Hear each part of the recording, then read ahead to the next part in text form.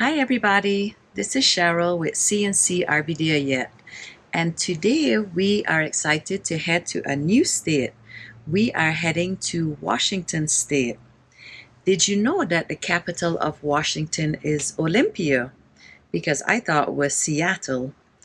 Washington is the leading state in producing apples.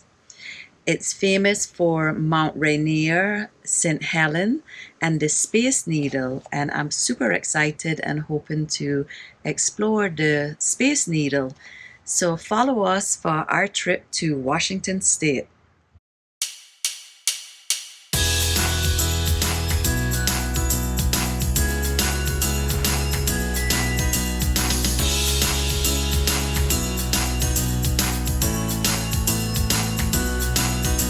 I'm taking my chances along with my dreams. We are crossing over the Columbia River and heading from Oregon right over the border into Washington.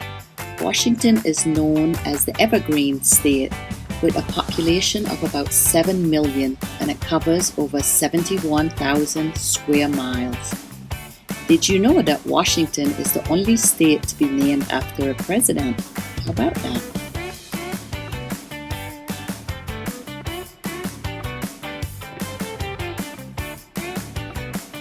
Our first stop in Washington was Brook Hollow RV Park in Kelso, Washington. Kelso is just over the border, just from Oregon over the border into Washington. And we only stayed here a couple nights on our way closer to Seattle. But I really like this park because there was a walking trail next to the river. This river was a runoff from the Columbia River. And this is like an 8-mile walk. I did not walk the 8 miles, but it was such a pretty scenic walk. That's what I enjoyed most about this part. Next, we headed up to Falls City to Tall Chief RV and Camping Resort. This is a 1,000 trail campground and it's only about 30 minutes away from Seattle. And I really like this park. The trees were huge. You could barely see our RV in between the trees. It was such a nice walking trail around the park and so many beautiful trees.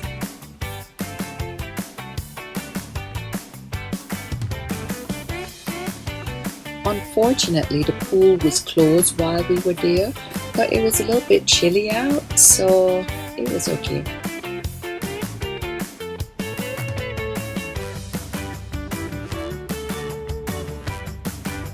Sightseeing in Seattle. This is the Seattle Bay Area, which reminded me a little of the San Francisco Bay Area. And we are taking a ferry over to Bainbridge Island. It's a beautiful day. It's clear, sunny, warm, just gorgeous.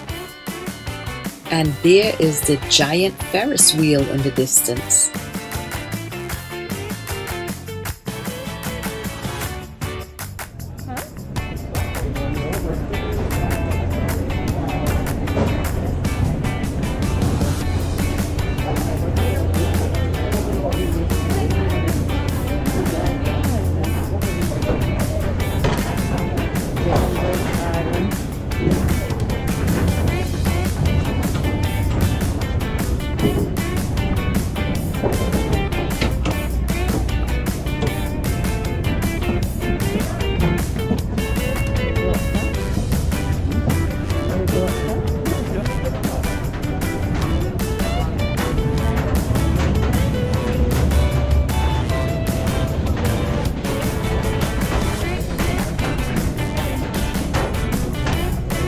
It looks like we're following this couple, but we weren't really following them. We were heading to the same place, and just by coincidence, they are from Florida, and we were delighted to spend the afternoon with Ryan and Katie.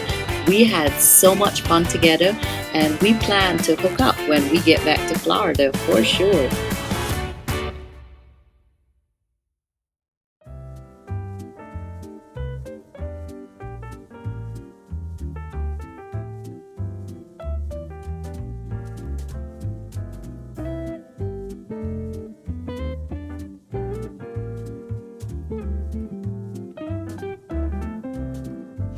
We could see Mount Rainier in the distance. Mount Rainier stands over 14,000 feet tall, so you can see it from all over Washington.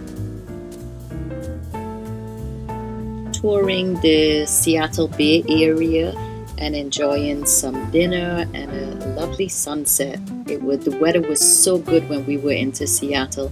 A lot of people say how rainy and foggy it gets, but we were very fortunate to have beautiful, crisp, clear weather.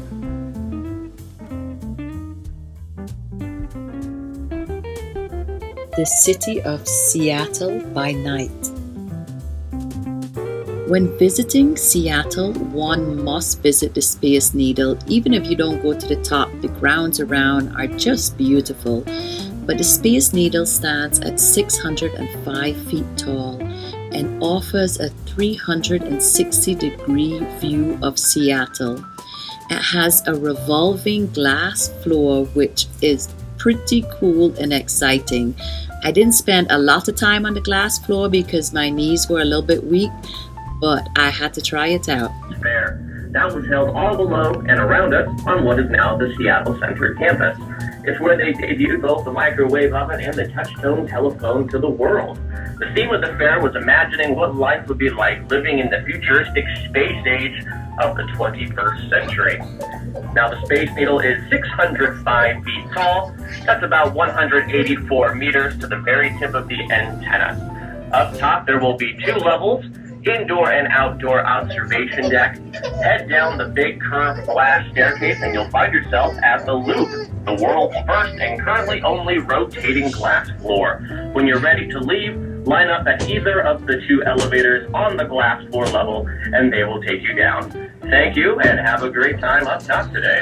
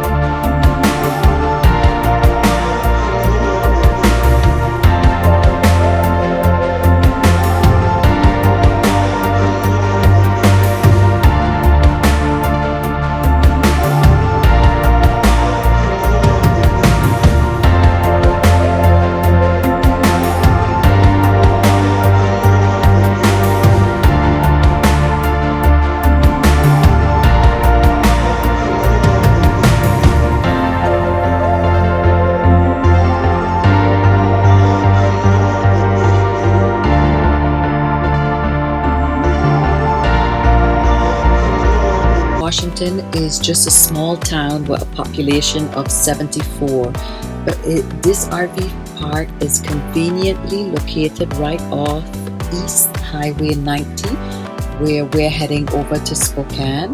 And there is a gas station and a restaurant, and the food is good at the restaurant. That's the bridge we will be taking tomorrow and heading to Spokane. But we are right next to the Columbia River. We can walk from the RV park right across the street to the river, and it's really beautiful down at the river.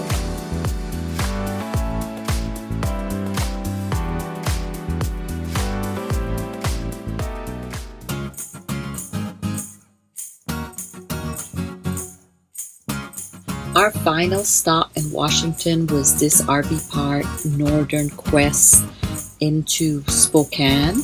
It's a very new park. It was pricey. It was $98 a night, but it's brand new. The pool, the lobby, everything was really gorgeous. I was so curious as to what the language was, the translation onto these signs, and I found out it's from the Indian tribe. It's the Salish language.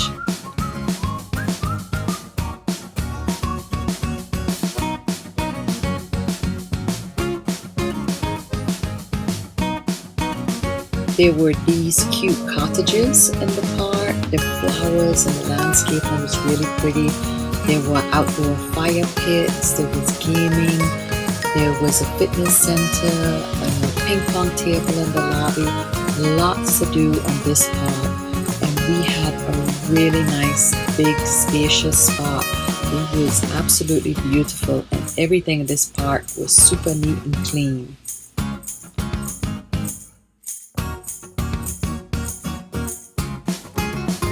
We were fascinated by the sunset this day, and we didn't realize the sun looked like this because of all the fires and producing all the smoke. This is why the sun looked like just this red ball of fire. It was really gorgeous.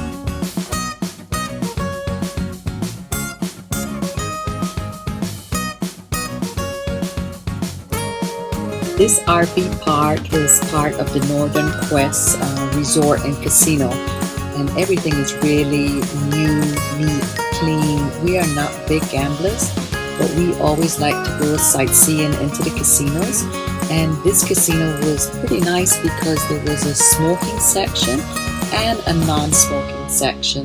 Many times in the casinos, I don't like to go inside because of the smoke, but this one was really cool because they had it divided.